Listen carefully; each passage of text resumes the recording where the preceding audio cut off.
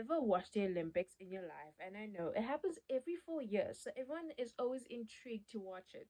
You end up watching sports that you've never heard of, or sports that interest you that you thought wouldn't interest you. And if you've ever watched the Olympics, you might have noticed there's a sport called rowing. Now, obviously, it gets mixed up with kayaking and canoeing, but let me tell you, rowing is in its own category. Usually, you can get a single, or you can get a double, or you can get a quad, or four, or an eight. Honestly, there are many different types of boats that you can row. Not many people may know this. Whether you're in your first year or your second or third year, honestly, if you're looking for a sport to do at university and you want to be challenged, you can join rowing. I didn't know it was even a sport that was offered at university. I just happened to be on Instagram and I was scrolling the UWC sports Instagram and I saw UWC rowing and I thought, surely not.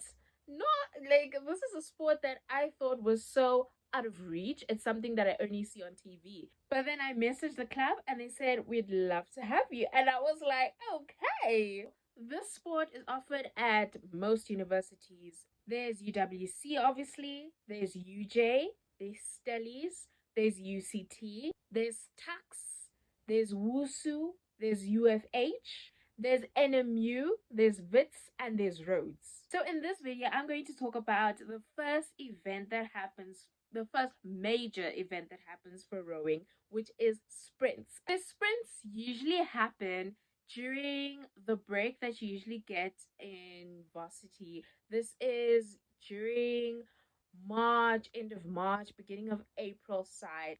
And what you'll do, you'll get into it like very early because obviously varsity opens in Feb. You have a bit of time to train before you actually go into sprints. And sprints usually takes place in Musverstand, which is a place just outside of Cape Town. Okay, so we started off with a camp and we were all so excited. I'm talking about I packed and triple checked that I packed everything. I was like, wow, this is my first camp.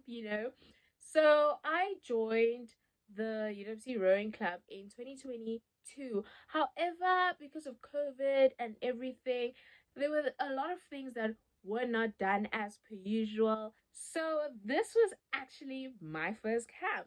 So we had a long bus ride from Belleville all the way to Musverstand. And this happened like during the evening because we decided it would be better if everyone is just finished with term. As soon as term one is finished, camp is starting, okay? Get yourselves ready. So the setup there is that the guys and the gals had their own cabins. I remember I had a room that I shared with a close friend. And I remember there were some beds that were mixed into the living room slash kitchen sort of thing, dining room. Yeah.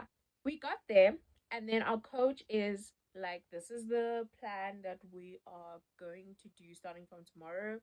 I want you all up and ready. And then he points a couple of people out and he's like, you too, pointing to me. And I'm like, what are we going to do? And he's like, I want you guys to get up at least an hour earlier than everyone else. So we got up, I think, at like 5-ish. So the sun had not even risen at that point. And he was like, I just want you guys to help out at the shed. And I was like, it wouldn't have been a problem, waking up like an hour earlier than everyone. But the thing is that from our cabins to the shed where our boats were, we would walk a couple of kilometers, okay? And this is just us walking and walking. And then when we complained about it to our coach and we're like, why are our cabins so far? He was like, yeah, that's your warm-up. Like,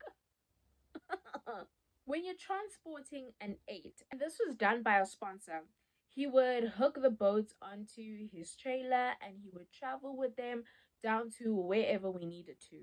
So when you are transporting an 8, what happens is that you have to dismantle it. Not entirely, but like You have to take the riggers off. You have to make sure that I wouldn't say it's in half, but like it splits into two pieces, and then you have to pack them properly. And so within that week that we were going down for camp, what we had done during the week is we went and we packed the boats, and now they had been driven down to Misverstand, and now we were offloading the boats to use them. So it was a good day for rowing. There wasn't much winds, and that's always a thing that you have to look out for with rowing.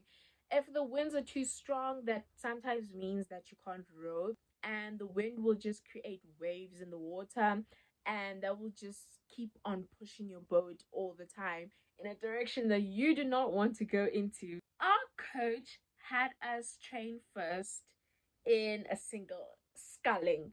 So you wouldn't go out necessarily into the water. Somebody would be holding the front of the boat for you, and then he would basically just be teaching you like your hand movements and how to push up on the board so that you know the proper technique of how to row. And he said if you can conquer sculling, then all the other boats will be easy. Also, what happens, sorry I didn't get to it before, you have a swim test, which is basically assessing how well you can swim. For UWs, what happens is that obviously there's a head coach for swimming and all that, and he's the one who will assess each rower. So he'll tell you to swim a lap and swim it back, and then you'll also have to tread water as well. I think you tread water for like 2-3 minutes, and then if you're not able to pass your swim test, that means you then have to wear a life jacket, because safety first. This is the water we're dealing with. Anything can happen, and you need to be able to swim. And if ever your boat caps, you need to be able to tread water until you're able to get back into your boat or somebody arrives to help you. So after the swim test, there's also a cap test that we did at camp. I don't know how I did it, but somehow I managed to not do it because I was like, I don't want to do it. I don't want to do it. So basically, you'll go out and you'll be sculling, and then coach will stop you and he's like, okay, now cap the boat. Like, just cap. And what you have to do is literally allow yourself to turn over with the boat and just capsize into the water. And basically, what that teaches you is if ever the event arises that your boat caps, what do you do to get back onto your boat? Or, and there was another strategy that this man did, and he like flipped his boat over, took his blades, and he swam to shore. And I was like, okay, that also works if you're not able to get back into your boat. Besides that, as well, we were training in doubles. We were training in, was there a quad? No, I think there was a four. There was a four, yes. There was a four. And there was also us training in an eight, yes. The eight was very important because the eight is like the main event for like sprints and for boat race. So we were training as an eight, the women's eight and the men's eight. We got into a routine of okay, we're waking up and we're going to training, and then after that we'll take a small break in the afternoon.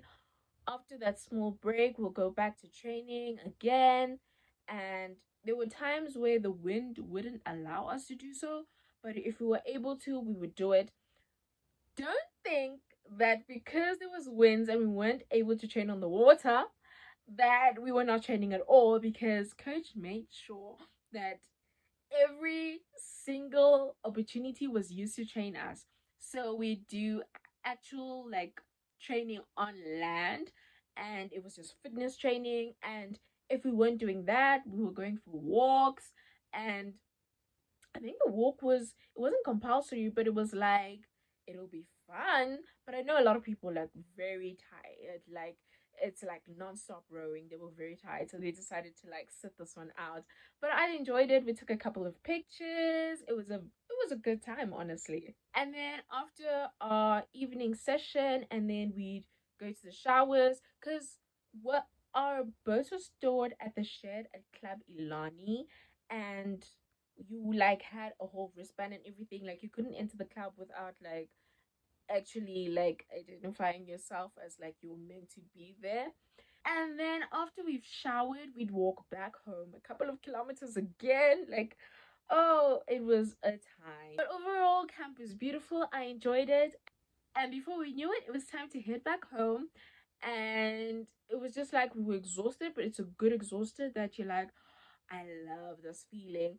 Even though when we came back, I did have boat bites, and boat bites refers to the bruises that you get on your legs, on your calves, the scarring. Now, after camp, I think it was a week later, right? Because everything had been done like, I wouldn't say last minute, but like we went to camp literally like the week before sprints was starting because we got a new coach and he was brought in and just everything getting that ball rolling. So it was quite an adjustment, but somehow we did it. Somehow we coped.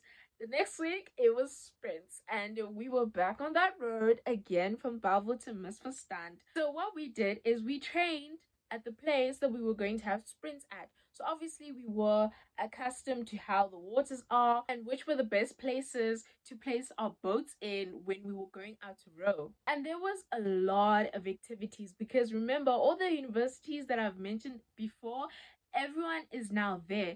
People have come down from Joburg, people have come down from the Eastern Cape. Like everyone is just there. And now where we were alone and we had this focus, now there's a lot of people and there's just like people going over your boats. And also you had to look after your equipment, you had to make sure your spanners, your tie downs, that's all with you, because if you just leave it anywhere, whereas before at camp it was just like, oh, it'll be there. Now there's like a whole bunch of people were like, oh, a spanner, oh, a tie down, here we go, and take it, and then you're left with no equipment. The coach gave us a breakdown of how the 3 days were going to plan out. Okay, so as he's giving us a schedule, I see my name there and it's written down for a double. And then he also has me in a 4 as the stroke seat. And I'm like, Coach, no, I don't think I'm ready yet, you know? Like, I just started getting confident, like just rowing, okay? Like, what do you mean you've placed me in a double and you've placed me as a stroke seat for a 4? So he was like, I have confidence in you. Trust yourself. I was like, whoa, I would love to have that confidence in myself as well. It starts out with the day being me in my double. And I remember when we went out in the double, because my partner was shorter than me, it was a thing where if she was rowing, I would have to do more of like a 3/4 slide and not a full slide. And so we had to work on a technique where it worked for both of us. Whereas I was doing the full stroke, and then she would have to do go longer through the legs so that she would keep up with me. And we worked on a technique, and somehow miraculously we qualified in our heat and we were in the finals. And it was quite a messy like heat because I remember there was like Stellies behind us crossing over into our lane. In front of us, I think we had Wusu crossing over into us. And then me and my partner are just like, we need to go, we need to go, we need to go. And somehow we made it into finals. And then for the finals, we didn't win, however, but we placed, I think, second or like third, which is good for me. I was like, for my first time doing this, I'm proud of myself. I guess coach was right. Then came the 4. Wow, guys. Wow. So a 4 is different from a quad, okay? Quad, you have your 2 blades, and then a 4, you just have the 1 blade, okay?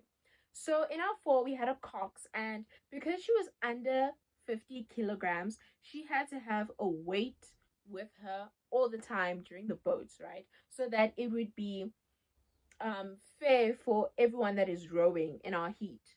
So we go out, we row out, and I'm so nervous.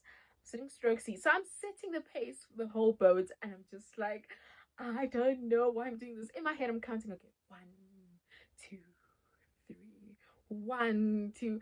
And I just have to keep that rhythm all the time. That is what scared me the most, keeping the rhythm.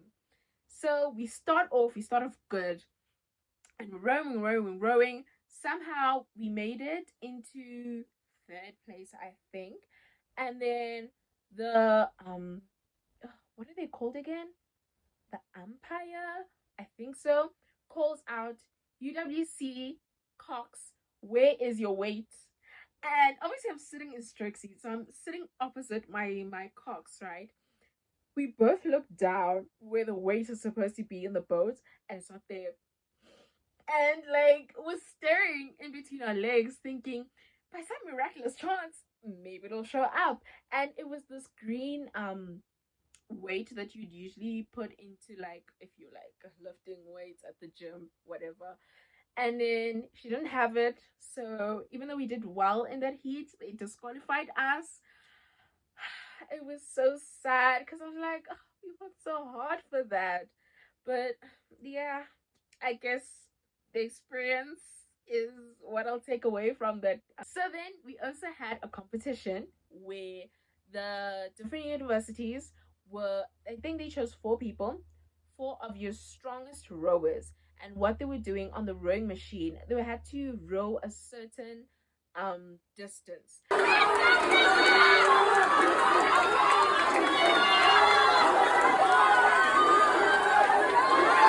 And with that, you got points for whoever finished first, second, third, obviously, on and on and on.